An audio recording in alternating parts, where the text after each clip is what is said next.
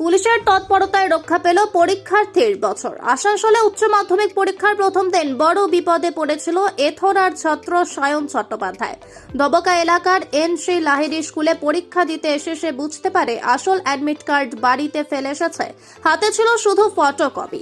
সময় কম থাকায় সে পরীক্ষা কেন্দ্রের সামনে দায়িত্বরত পুলিশের সাহায্য চায়। পুলিশ দ্রুত তাকে নিয়ে প্রায় 5 কিলোমিটার দূরের এথরায় যায় এবং তার মায়ের কাছ থেকে আসল অ্যাডমিট কার্ড নিয়ে সময় মতো ফের পরীক্ষা কেন্দ্রে পৌঁছে দেয়।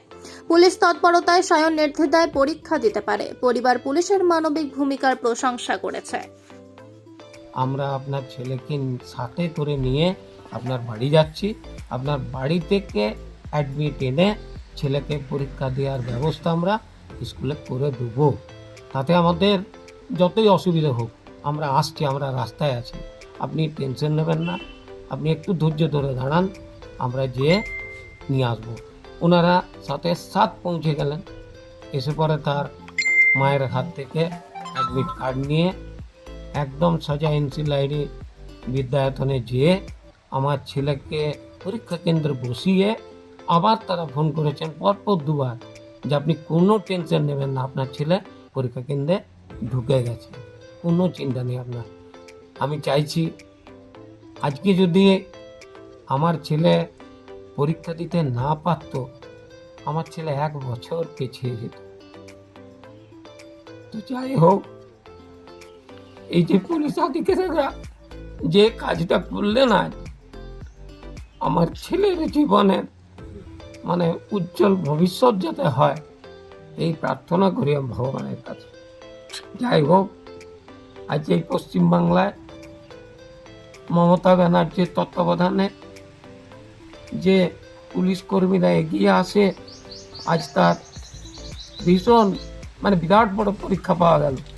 এবং আজকে এই মহামাটি মানুষের এত সুন্দর মানে আধিকারিকরা যে কাজ করেন, আজকে তার চাঞ্চল্য প্রমাণ আমার ছেলের অ্যাডমিট কার্ডের জন্য। যাই হোক, আমি ধন্যবাদ জ্ঞাপন করি পুলিশ আধিকারিককে।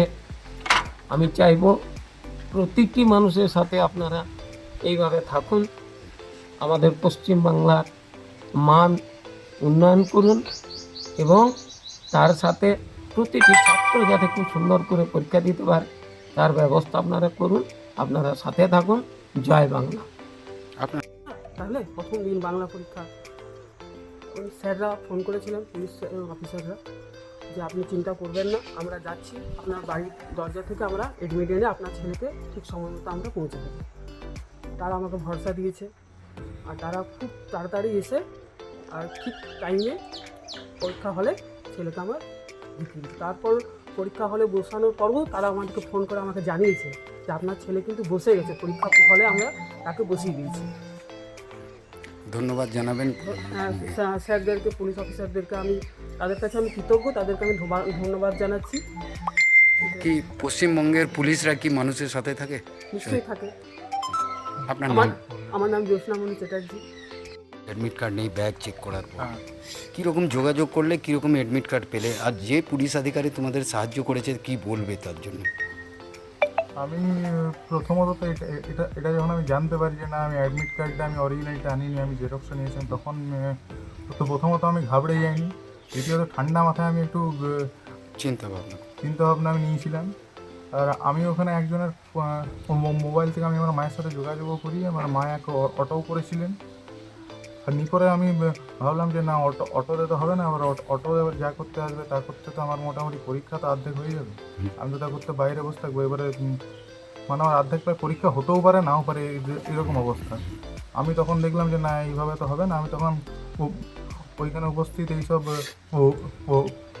পুলিশ আধিকারিকদের কাছে আমি গেলাম, ওনাদেরকে সব কিছু বিস্তারিত বর্ণনা আমি দিলাম। এবার ওনারা আমাকে সাহায্য করলেন আর বললেন যে আমরা পৌঁছে দিচ্ছি। আমার মায়ের নাম্বার ওনারা নিয়েছেন, মায়ের সাথে আমরা যোগাযোগ করেছিলেন, ওনারা সাহায্য করেছেন।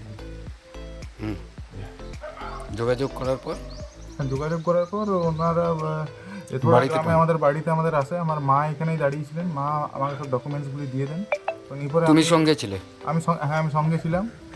আর আমি নিপরে বাড়ি নিয়ে আমি স্কুলে নিয়ে পরে চলে যাই আবার পরীক্ষা দিতে।